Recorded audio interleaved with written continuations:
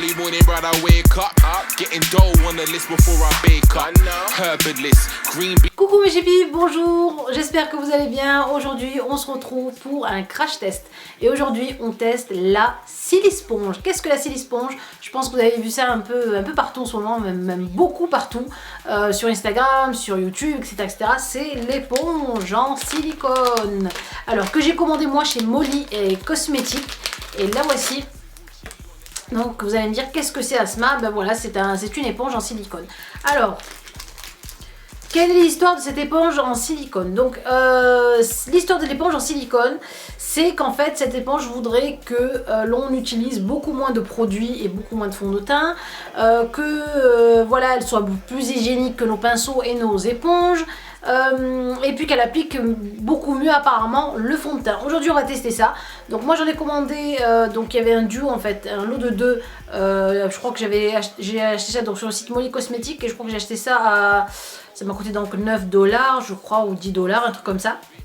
En tout cas, on va tester et on va voir. Donc moi je sais que déjà j'aime beaucoup la matière. Oh là là, c'est une matière, vous savez, anti-stress là. Oh là là, oh là là.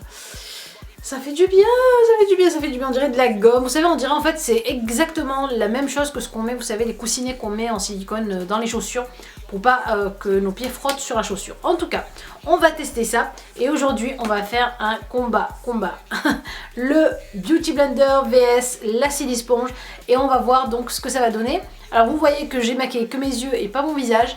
Et on va tester. Donc vous voyez, j'ai mes vilaines taches de boutons ici, mes vilaines taches d'acné ici. Et on va voir ce que ça donne au niveau de la couvrance, que ce soit la Silisponge en silicone ou le Beauty Blender. Moi je sais que voilà, mon grand amour c'est le Beauty Blender au pinceau. Maintenant on va voir hein, si ça marche, pourquoi pas. Alors je vais prendre mon fond de teint Smashbox Studio Skin 15 heures, donc tenue 15 heures. Et on va donc commencer par la fameuse Silisponge. On verse ça ici. Alors, vous la trouvez sous différents noms. Hein. Celle-ci s'appelle Silisponge sur le site Molly Cosmétiques. Alors, on va commencer. Donc, je sais pas, je pense qu'on va faire ça. Comme ça, on va voir bien ce côté-là. Pour voir bien la...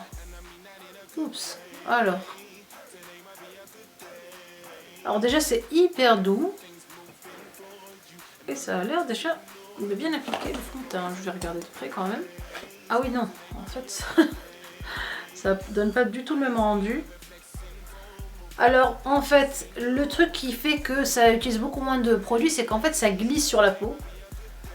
Et en fait ça voilà, ça met le produit un peu beaucoup plus partout qu'avec le Beauty Blender. Mais mon dieu, c'est catastrophique. Plein de traces partout. Alors vous les voyez pas là, mais vous voyez en fait il y a plein de traces, un côté où il y en a moins, un côté où il y en a plus. Regardez. Et ça arrête pas de glisser, j'ai l'impression que le fond de teint il adhère pas, il adhère pas à ma peau.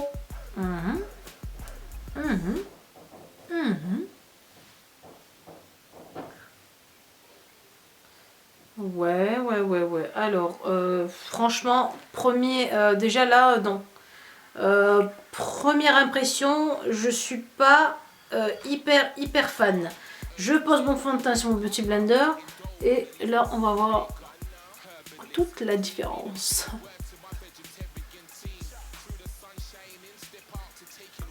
Ah, vous voyez là, je respire. Je m'y retrouve plus là du coup. Ah oui non, il n'y a pas photo. Franchement, il n'y a pas photo. Vous voyez, regardez, dès que je passe avec le Beauty Blender sur les traces, ah ben, elles sont tout de suite camouflées. Mon teint est beaucoup mieux fait. On va tester l'anti-cerne. Je pose donc mon anti-cerne ici. C'est le Perfect Glow de Serge Lou Alvarez, de celle-là.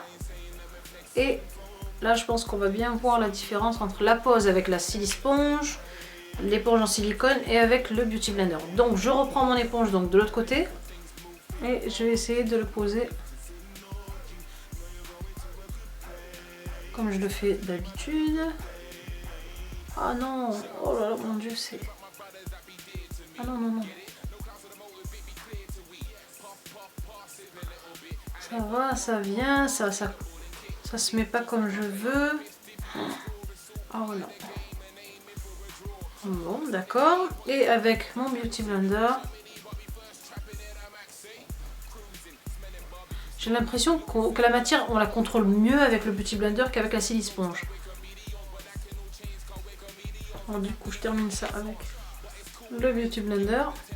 Voilà, on a terminé. Je finis de me maquiller et je reviens pour le verdict, pour savoir le résultat.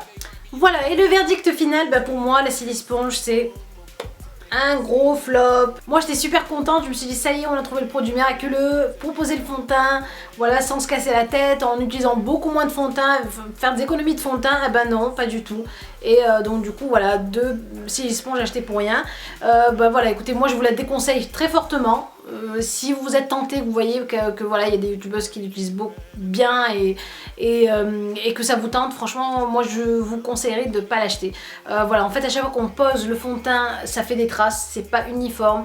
Il y a un côté où il y a beaucoup de fond de teint, un autre côté où il y a beaucoup moins de fond de teint, et donc du coup je reste adepte du Beauty Blender et des pinceaux. Voilà, franchement, voilà, on change pas une équipe qui gagne, comme on dit, et du coup je trouve que voilà, le rendu est beaucoup plus lumineux et beaucoup plus homogène avec le Beauty Blender qu'avec la Silisponge. Donc 0 la Silisponge et 1 pour le Beauty Blender. Voilà mes chéris pour ce crash test. J'espère que ça vous a plu, que ça vous aura donné en fait des idées, ou ça vous aura donné ou envie de l'acheter ou pas du tout envie de l'acheter. En tout cas, dites-moi ça en commentaire. Je vous fais de très très gros bisous. N'oubliez pas de cliquer sur j'aime si vous avez aimé la vidéo. Continuez à vous abonner et je vous embrasse très très fort. Bisous. I ain't saying I've been flexing for more, but today this ain't normal, and I mean that in a good way.